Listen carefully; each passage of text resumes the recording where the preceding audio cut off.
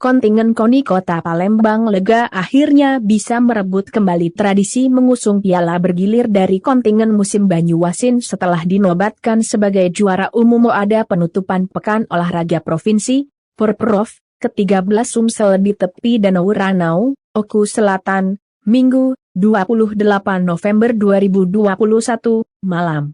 Dari catatan bidang pertandingan PB Porprov, ke-13 Sumsel 2021 terpaut unggul selisih 6 medali emas, 14 perak, dan 55 perunggu antara sangat juara dengan runner-up. Palembang memboyong piala bergilir setelah mengantongi total 341 medali. Terdiri dari 120 medali emas, 98 medali perak, dan 123 medali perunggu. Usai diarak keliling kota Palembang, trofi bergilir Pekan Olahraga Provinsi, Porprov, tiba di rumah dinas wali kota, Senin, 29/11. Kedatangan rombongan atlet, ofisial dan pengurus KONI langsung disambut wali kota Palembang Haji Harnojoyo.